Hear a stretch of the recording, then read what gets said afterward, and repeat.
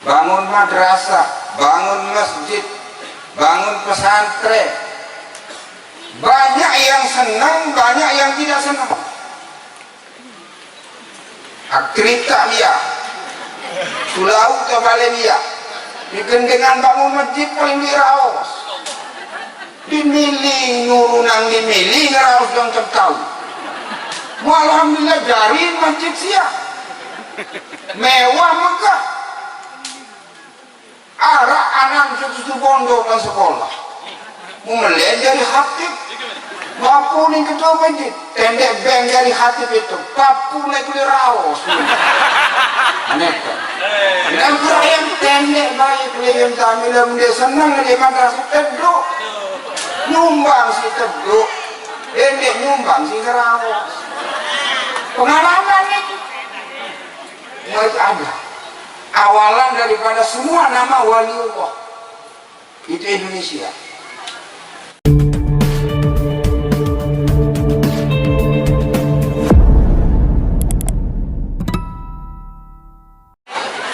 Warahmatullahi wabarakatuh.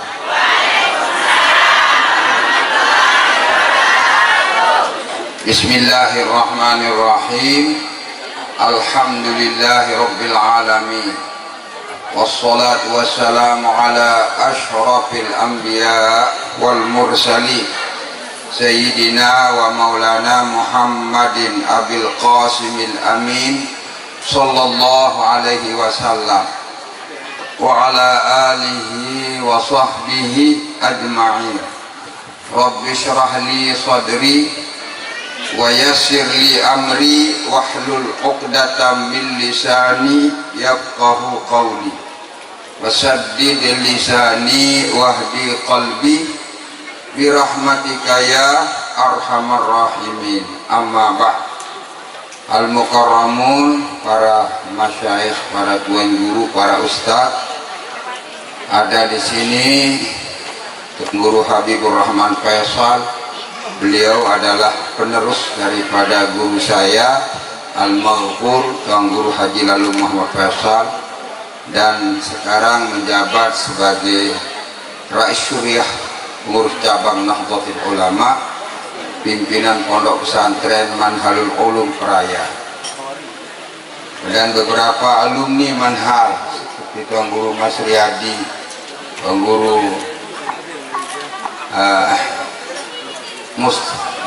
Mustahab, dan juga banyak tuan guru yang alhamdulillah Tuan Guru Basrun Abbas Sulaiman, dan juga beliau-beliau ini adalah alumni Manhalul Ulum Peraya, peninggalan daripada Al-Maghfur guru saya Tuan Guru Haji Lalu Muhammad Faisal, dan alhamdulillah sekarang penerusnya adalah putra beliau sebagai pimpinan pondok pesantren, Shahibul Bait yang kami banggakan, dan sangat-sangat luar biasa Shahibul Bait ini, lincah, dan mudah-mudahan apa yang diharapkan melebihi dari apa yang diharapkan, dan insya Allah itu kalau sudah Allah Ta'ala redha tidak ada yang sulit. Bapak Gubernur yang kami hormati, dalam hal ini diwakili oleh pejabat gubernur yang dari Provinsi Nusa Tenggara Barat, Lale Camat, Lale satu-satunya, kiri camat perempuan, tiga dua nih, maka perempuan jangan berkecil hati, bisa jadi camat, perempuan bisa jadi camat. Alhamdulillah wa syukrillah, beliau ini luar biasa. Kalau tidak luar biasa tidak akan bisa jadi camat. Jadi ibu rumah tangga saja sudah cukup, tapi karena ada lebihnya maka dia menjadi camat. Alhamdulillah wa syukrillah.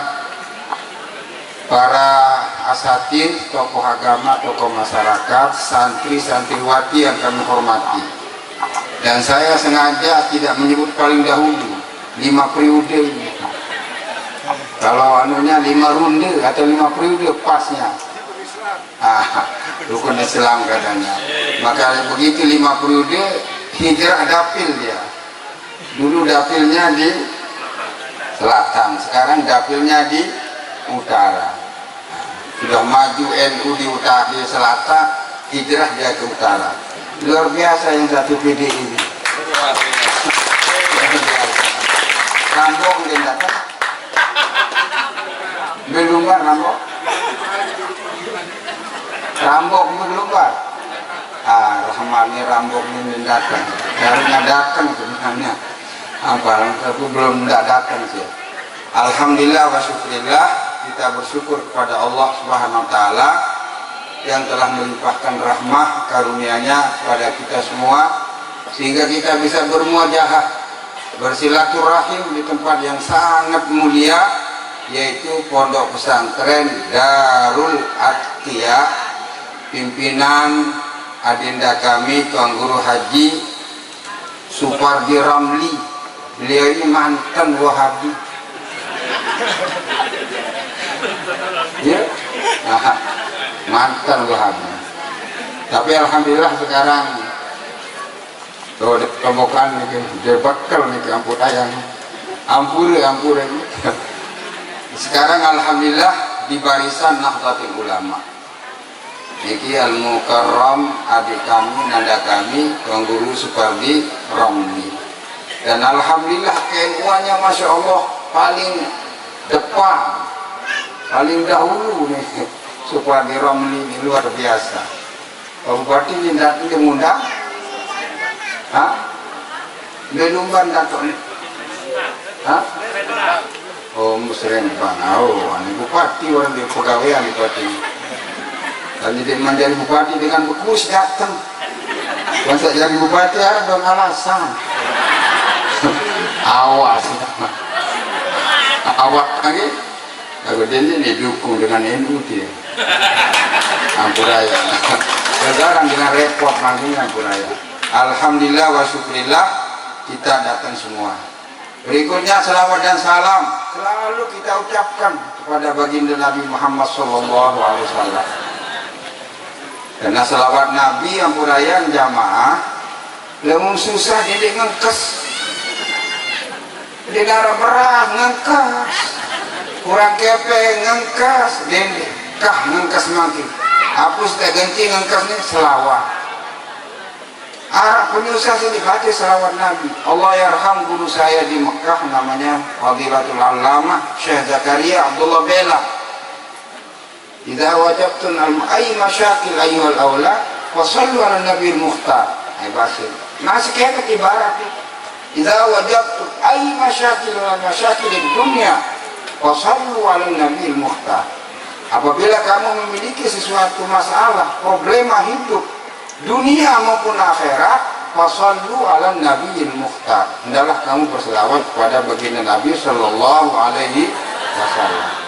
Dan alhamdulillah yang diijazahkan itu tahun 1977.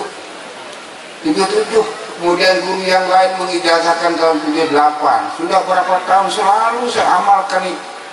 Dan alhamdulillah terbukti apa yang jadi kesulitan saya tidak pernah sampai hal-hal yang menyulitkan betul. Ada saja jalan keluar. Itu berkat selawat Nabi. Allahumma shalli ala sayyidina Muhammad wa ala ali sayyidina Muhammad. Berikutnya alhamdulillah wa syukurillah, apa yang dikatakan oleh nanda kami Tuan Guru Supardi Ramli, memang dia sangat awalnya pesimis, sangat pesimis. Karena apa? Masalah tempat, tidak ada tempat untuk melanjutkan. Kalau saya dapat bantuan sekarang, di mana saya taruh? Itu kata beliau. Akhirnya terus menerus berkomentar dan berkomentar, kemudian saya putuskan. Gini nanda, kita kan masih punya Allah. Allah bersifat Al-Hayyul Qayyum, Maha Hidup, Maha Kuasa, Maha Segala. Jangan pesimis. Marilah kita belajar kepada orang-orang yang sudah sukses. Hal yang sama. Tapi sekarang tidak hadir, kemudian ada undangan ke Jakarta, Tuan Guru Haji Muhammad Nur. Alhamdulillah. Beliau tidak punya apa-apa, tapi sekarang sudah punya tanah lahan lebih sektar. Caranya bagaimana? Ngumpul seperti ini. Kita duduk bersama, kemudian memikirkan bersama, doa bersama. Masih nak boleh kancing berdua ni tidak terima, insya Allah Ta'ala. Pasti nak terima. Saya jaga lama di antara Pulau Zami, sangat membuat irus sedikit jaga, terima dua insya Allah Ta'ala. Maka Alhamdulillah tidak akan mustahil, semua lahan itu kita kuasai. Tapi dengan catatan kita mendoakan kepada sahibul bait, sahibul apa punya tanah ini, melepaskan 60 hari, kita doakan supaya dapat minimal 6 hektar. Kita doakan dia. Kalau sudah doa kita diterima sampai 6 hektar, mungkin akan diwakafkan kalau sudah dapat 6 hektar. Maka itu yang terjadi, dan alhamdulillah ini bukti nyata. Al-Mukarram Tuan Guru Muhammad Nur, Al-Mukarram Tuan Guru Niki Batu Jangki Hashim, Al-Mukarram Tuan Guru Zainul Fahmi Niki Mutu Ngajang, Almarhum Tuan Guru Khairi Adena, Al-Mukarram Dato Bagu. Caranya seperti itu, gotong royong. Caranya bagaimana? Kita ngamplopin jamaah, dan alhamdulillah lama kelamaan bisa lunas. Tapi jangan lupa mendoakan pada pemilik tanah ini. Ya Allah, dia rela melepaskan untuk kita 60 hari, mudah-mudahan diganti 6 hektar. Dan itu tidak mustahil, kalau Allah menghendaki tidak ada yang sulit. Maka perlu kita ikhtiar sama doa. Jangan berdoa saja tidak ada ikhtiarnya, susah. Nah, ini sudah terbukti apa yang saya katakan. Dan alhamdulillah di Lombok Timur juga, di Pringge Bayu, ada anak yang Kecamatan Situbondo tidak punya tanah, hanya rumahnya saja. Jangan berpikir rumahmu ini saja, keluar dari rumah ini, beli cari tanah yang murah. Harap tuh lagu kejauh dia rurung, iya Pak, iya. Nanti rurung akan datang sendiri. Dan alhamdulillah dia sudah sekarang punya 3 hektar. Nah, sekarang tanah-tanah di sekelilingnya mahal semua. Karena apa? Adanya pondok pesantren. Kemudian kepada sekeliling kita di sini, kehadiran pondok pesantren di satu kampung membawa barokah,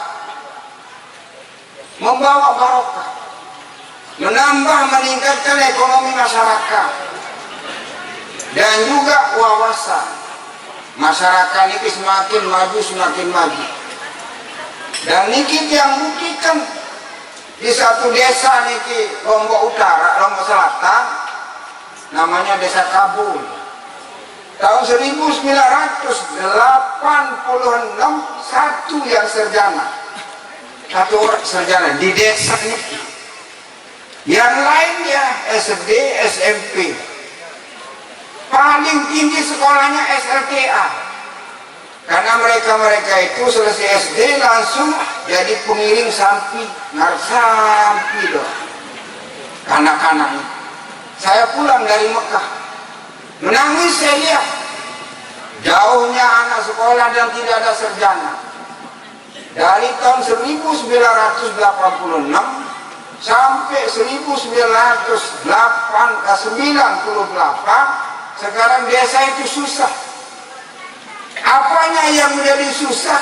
Betul sarjana. Banyak sarjana yang menganggur. Karena apa? Tidak punya tempat. Maka saya upayakan membuka sekolah. Ada MTS, ada SMP, ada SMA, ada aliyah, sampai ada diniyah. Maka banyak alumninya saya kirim ke Jawa, ada yang ke Jombang, ada yang ke Pacet, ada yang ke Situbondo, sampai Mahat Ali. Nah, itu apa? Berkat pesantren. Jadi maaf, ini dari pejabat gubernur, dari pejabat Dipora ada semua. Paling laku sekarang SMP yang notabene dari pesantren. Banyak SMP yang nutup sekarang. Yang meter istilahnya. Ya, disatukan. Kenapa? Tidak menerima murid. Kemana murid-murid ini? Larinya ke pesantren. Di Peraya Berdaya, maaf, ada 4 SD. Murid barunya yang 4 SMP. Murid barunya 80. Yang 4 SMP ini. Sementara kita 1 yang swasta di sana, alhamdulillah menerima murid kelas 1 tahun kemarin lebih 70. Lebih 70 SMP-nya. Maka saya tanya, kenapa kau pilih ada negeri? Lebih maju negeri, fasilitasnya lebih hebat. Tetapi di sini tuan guru katanya dia, saya ingin menyekolahkan anak supaya SMP itu niat anak saya, tetapi harus digembleng dengan pendidikan agama. Itu sebab saya masukkan ke SMP swasta yang notabene di pesantren. Maka alhamdulillah di Pora kita tidak sulit mengeluarkan izin SMP itu sekarang, yang mintanya dari pesantren. Karena apa? Di Pora tahu pesantren itu tidak mengharap muridnya dari desa sekitarnya, tetapi mengharap dari desa luar.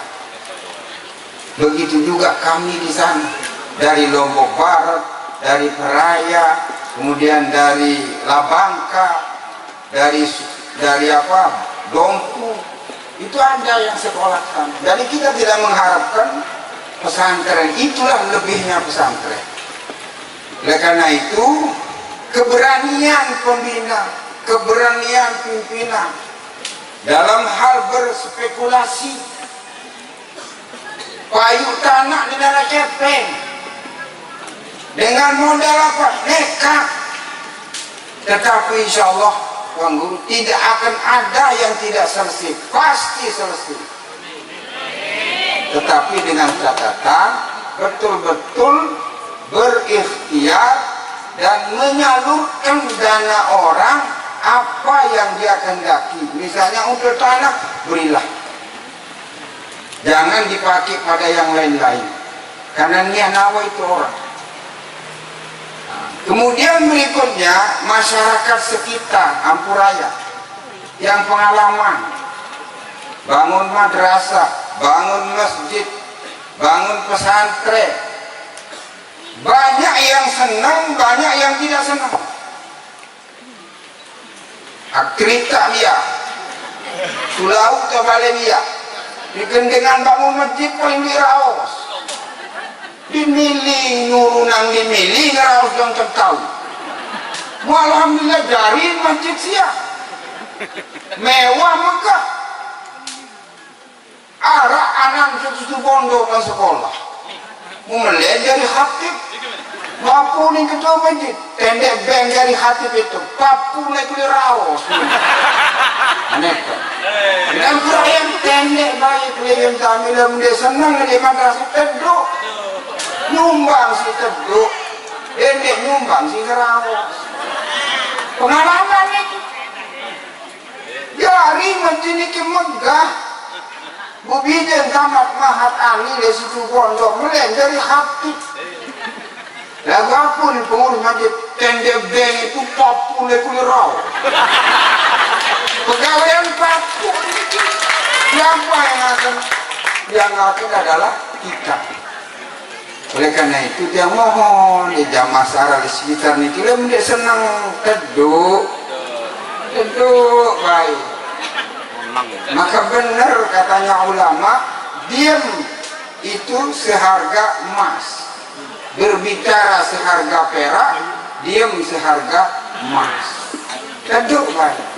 Dan ini bukti nyata yang dia katakan matur le kulunggum sami.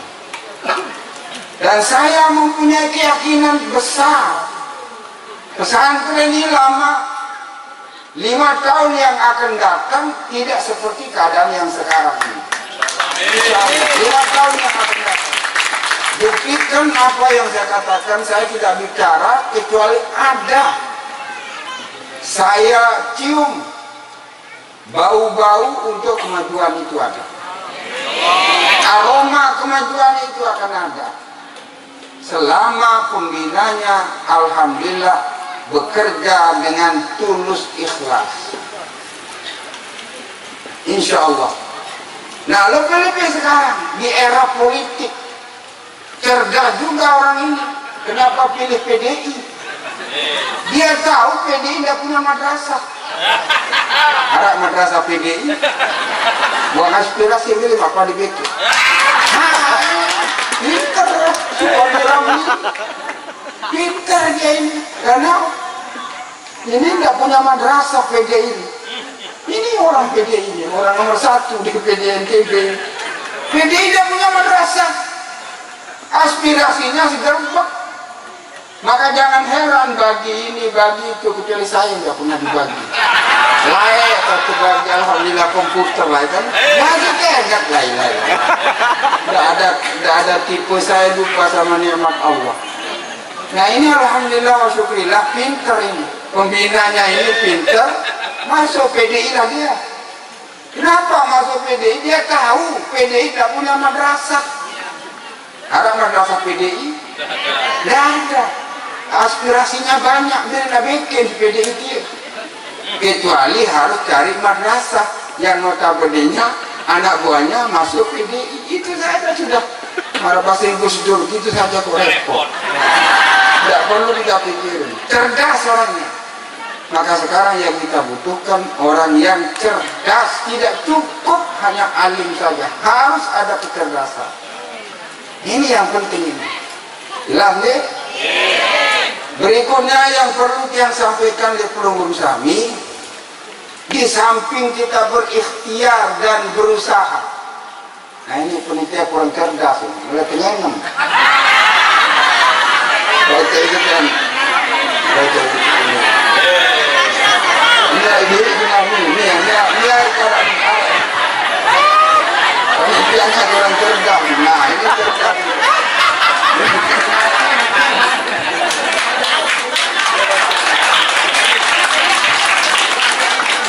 Jelas itu.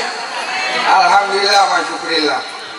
Berikutnya yang perlu yang sampaikan di pelunggung Sami. Kenapa kita bernahdlatul ulama? Ada NU, tidak pernah kita celah. Ada NU, ada Muhammadiyah, tidak pernah kita celah. Tetapi marilah kita angkat, kita punya sendiri. Namanya Nahdlatul Ulama. Nahdlatul Ulama ini dialah yang membuat republik ini. Paham itu?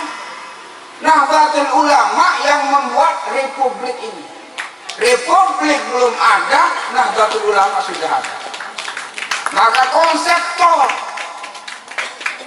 yang merumus Pancasila, yang merumus Bhinneka Tunggal Ika, yang merumus NKRI, itu adalah orang-orang yang terdiri dari cendekiawan.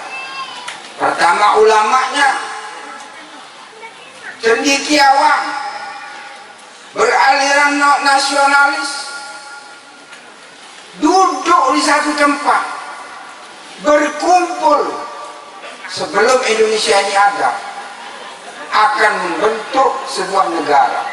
Namanya Negara Kesatuan Republik Indonesia. Kalau saya tanya di mana pulau Indonesia di tanah air, tidak ada. Tapi nama Indonesia ini ilham dari Allah kepada para ulama kita. Di arah pulau Indonesia, kenapa menjadi nama negara kita? Itu harus jadi tanda tanya. Tidak ada sekecil apapun di Indonesia ini, tidak ada pulau Indonesia itu. Yang ada pulau Jawa, pulau Madura, pulau Lombok, pulau Sumatera, dan seterusnya. Tapi pulau Indonesia tidak ada.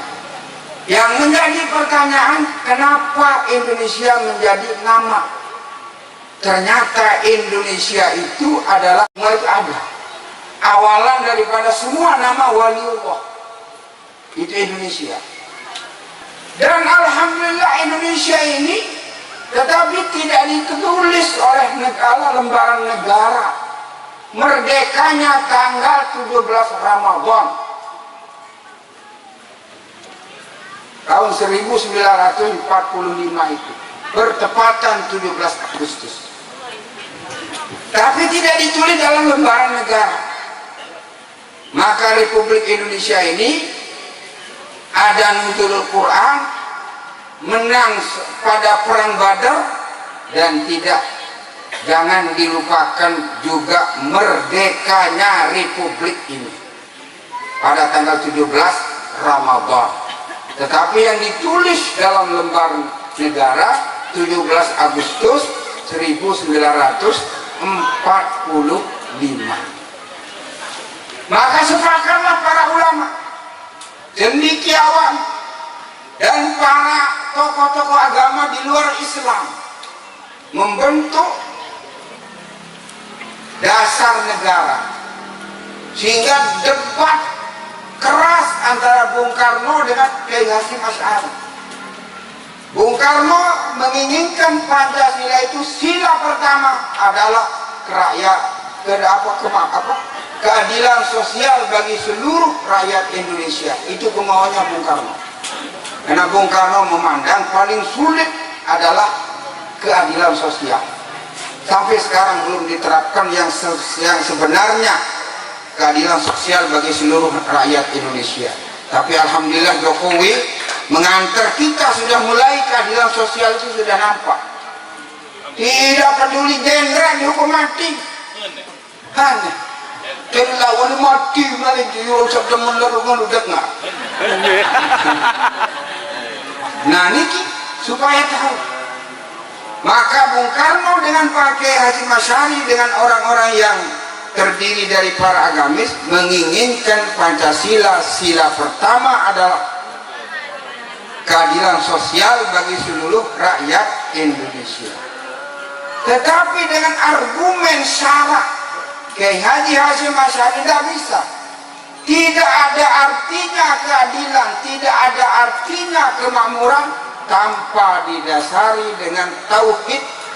Maka dijadikanlah sila pertama ketuhanan yang Maha Esa. Bertuhan dulu, pengakuan terhadap agama dulu, bertauhid dulu. Tidak akan ada artinya keadilan, tidak akan ada artinya kemakmuran tanpa dibarengi dengan tauhid, keyakinan agama. Maka alhamdulillah, maka Bung Karno apanya yang kurang, tetapi masih mendengar ulama. Dengarnya Pak Sulam. Bung Karno tidak ada kurangnya, tapi masih dengar ulama. Maka alhamdulillah PDI ini nanya ulama, ada kemasalahatannya nanya ulama. Jangan coba-coba meninggalkan ulama. Insya Allah bersama ulama. Ulama ini ada dua macam juga.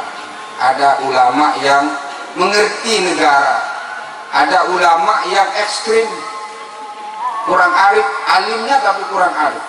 Tidak usah kita bahas dikit, biasanya kita baik. Jelas nih? Maka terbentuklah dasar-dasar fondasi negara kita. Baru Indonesia merdeka, kemudian disepakati oleh semua agama, semua kelompok elemen masyarakat yang tiga ini. Pertama NKRI, kedua Pancasila, yang ketiga adalah pertama. Maka di dalam Sumpah Nahdlatul Ulama, siapa kita? NU. Siapa kita? NU. Siapa kita? NU. NKRI harga mati, Pancasila jaya. Gak bisa dipisahkan, harus kita pegang. Semua orang NU bersumpah seperti itu. Siapa kita? NU. NKRI Pancasila. Itulah Nahdlatul Ulama. Siapa yang mau merubah ini, maka akan berhadapan dengan dua, TNI dan Nahdlatul Ulama. Maka budaya para kocek TNI Polri nggak bisa pisah dengan Nahdlatul Ulama, nggak bisa pisah. Maka dari pusat instruksinya begitu, harus menyatu karena satu visi.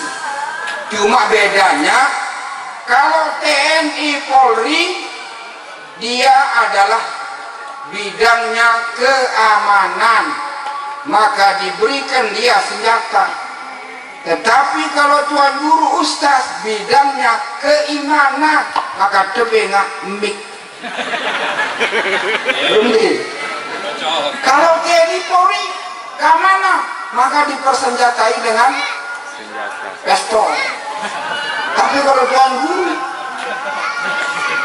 bidangnya keimanan, disenjatai dengan mik. Itulah keadilan. Masya Allah, maka alhamdulillah kita wajib hukumnya bagi Nahdlatul Ulama untuk apa? Untuk mempertahankan NKRI, mempertahankan Pancasila, dan mempertahankan Undang-Undang Dasar 45. Itu adalah kesepakatan bagi para ulama dan cendekiawan negarawan pada saat itu. Datanglah kelompok baru ini namanya Wahabi. Datang ke Lombok, haram talqin, haram kesentulah, haram nyiwa, haram nyatus, adik dendek pada balak lebut tukah ngundang lain. Lalu dia bubuk ni dengan wah betalkin doang, lalu dia darek dengan berselawat doang, longkem di narak lain. Maka jangan kita berkelahi, biarlah pahamnya mereka itu. Tetapi mereka ini juga kebangetan mengkafir-kafirkan kita. Ya suruh taikkan top ini dari. Alhamdulillah wa syukurillah sekarang reda. Jelas nggih? Itu sebabnya kita ber-NU. Kenapa? Karena NU ini adalah negara, membentuk negara, ikut andil membangun negara dari sejak merdeka sampai mengisi kemerdekaan. Niki NU. Alhamdulillah wa syukurillah. Tetapi berikutnya yang perlu yang sampaikan oleh pelunggung sami, NU niki selama berdiri sampai detik ini tidak pernah mengajak warganya untuk berontak dan tidak akan jadi pemberontak selama-lamanya. Tugasnya Nahdlatul Ulama mengawal NKRI, Negara Kesatuan Republik Indonesia. Jelas ya? Nah, kemudian saya ketelu terakhirnya. Yang ketiga, kita sebentar lagi akan menyambut bulan suci Ramadan. Saya akan jelaskan hal-hal yang perlu dijelaskan. Dalam Al-Quran, Bismillahirrahmanirrahim. Ya ayyuhalladzina amanu kutiba alaikumus syiyamu kama kutiba alal ladzina min qablikum la'allakum tattaqun. Ayyaman ma'dudat faman kana minkum maridan aw ala safarin fa'iddatun min ayyamin ukhra. Yang perlu yang jelaskan sekarang yang terjadi di negara kita, unik negara kita ini. Mulai Ramadan kadang-kadang beda, seperti saudara-saudara kita yang Muhammadiyah. Kemudian ada kelompok yang kedua, Nahdlatul Ulama beserta pemerintah dalam hal penetapan Ramadan. Kalau Muhammadiyah Saya tidak tahu kapan puasanya Muhammadiyah. Hah? Jilo apa Muhammadiyah? Kemis Muhammadiyah atau Rebo? Nah, tetapi mereka itu kenapa? Berdasarkan dia tidak sama dasar puasa kita dengan Nahdlatul Ulama. Barang berpuasa tapi dasar mulainya nggak sama. Kalau beliau itu, mereka itu dasar mulai puasanya adalah dengan dasar ilmu hisab. Itu dasar mulainya. Tetapi kalau kita Nahdlatul Ulama berdasarkan hadis Nabi, sumu li ru'yatihi wa aftiru li ru'yatihi fa in gumma alaikum fa akmilul iddah. Kalau kita perhatikan hadis ini, tidak ada alasan kelompok lain untuk mengadakan penetapan bulan dengan dua metode ini. Tidak ada alasan. Pertama, puasalah kamu apabila kamu di antara warga Nusantara ini ada yang melihat bulan, mulailah puasamu dengan dasar ru'yatul hilal. Allah yarham guru saya Maulana Syekh Hasan Muhammad Al-Masyaq, guru dari guru saya juga, beliau menyebutkan lazim harus dengan mata telanjang. Kalau ada yang melihat dengan mata telanjang, maka Kementerian Agama dari sejak maghrib ini sudah menentukan posisi hilal di sini. Bisa kelihatan apa enggak?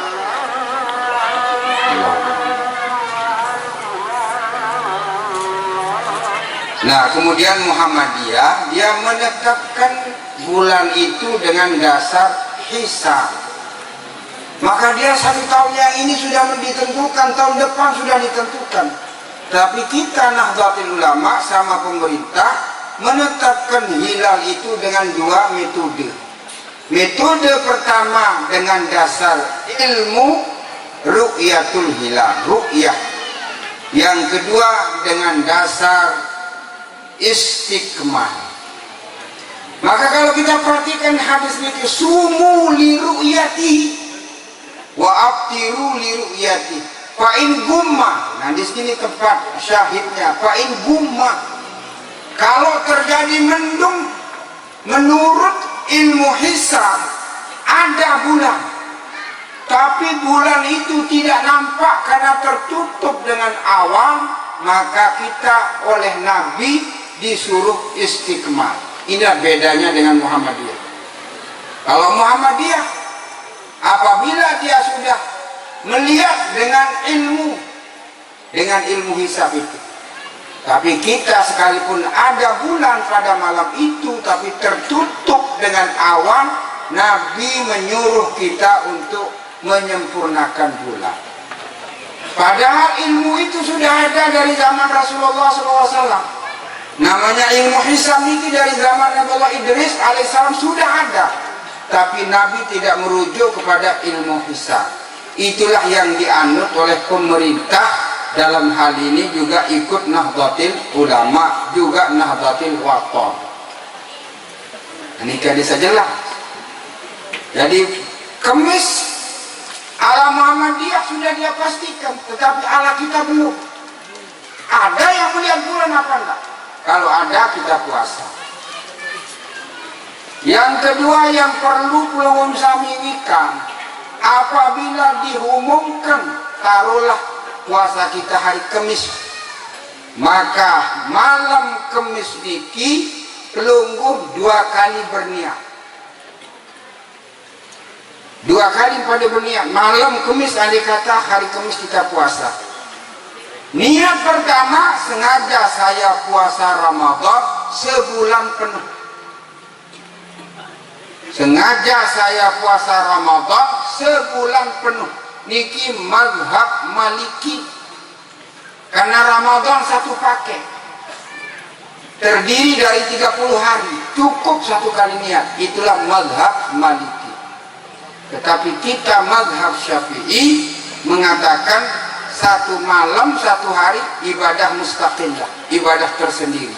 Maka wajib kita berniat setiap malam kita puasa besok. Untuk apa niat yang pertama nih? Arak kalian repot. Ada kalanya pelungun terlalu sibuk sehingga lupa kita berniat. Tapi sudah tercover dengan niat di mana pendapat mazhab Maliki. Guru saya Maliki, gurunya Dato' Pancor Maliki, gurunya Dato' Faisal juga Maliki, gurunya Tuan Guru Ibrahim Maliki. Banyak yang Maliki mazhaban. Oleh karena itu kita dianjurkan oleh guru-guru kita malam pertama berniat 2 kali. Kemudian berikutnya supaya menjadi maklumat kita, puasa ini 2 kali perubahan hukum. 2 kali perubahan hukum.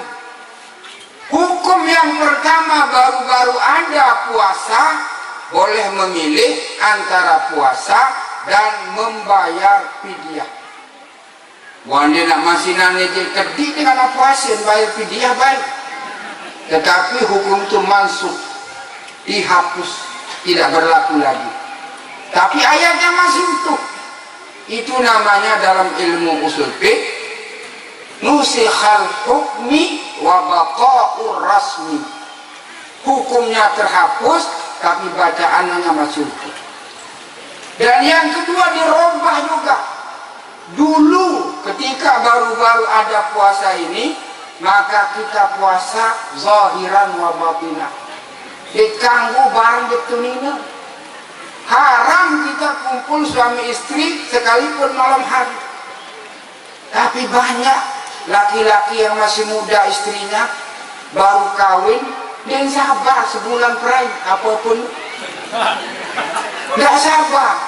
Maka turunlah ayat menghapus ayat itu dengan firman Allah, uhilla lakum lailatas siyamir rafasu ila nisaikum.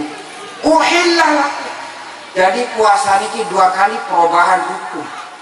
Dari yang ringan menjadi agak berat, kemudian dari berat menjadi ringan. Itulah kearifan hukum syar'i. Jelas? Jelas apa enggak? Masih luwih dia boleh waktu dari akan nyambung. Lema malam julu ahad, julu Sabtu, malam ahad. Niki dari akan ngiri, niki kita sembahyang maghrib. Bareng-bareng laki bini jauh sujadah. Di sana akan hadir semua jamaah pengajian tiang. Akan hadir menyambut bulan suci Ramadan. Jelu Sabtu malam ahad tu takbiring maghrib. Ada yang jauh lalu hingga sisa waktu terlambat. Dengan acara hingga maghrib istighosah, membaca wirid siwak, wirid manhal.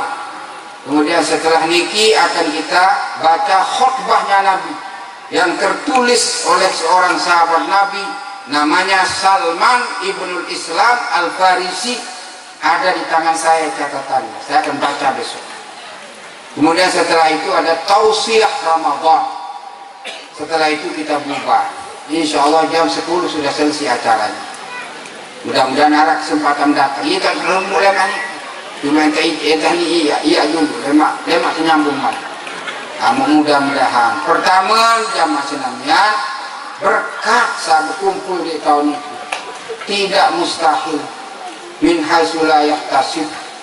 Mukrang-krang baca selawat Nabi di tempat kita pesantren kita yang sulit akan dimudahkan, terutama Ampuraya. Saya tahu nyatet, dia tahu nyatet, beketuan dengan saya tahu nyatet. Ada saya mujarab yang berikan di pelunggung kami doanya Nabi Allah Sulaiman. Doanya Nabi Allah Sulaiman itu dibaca 3 kali malam, 3 kali pagi.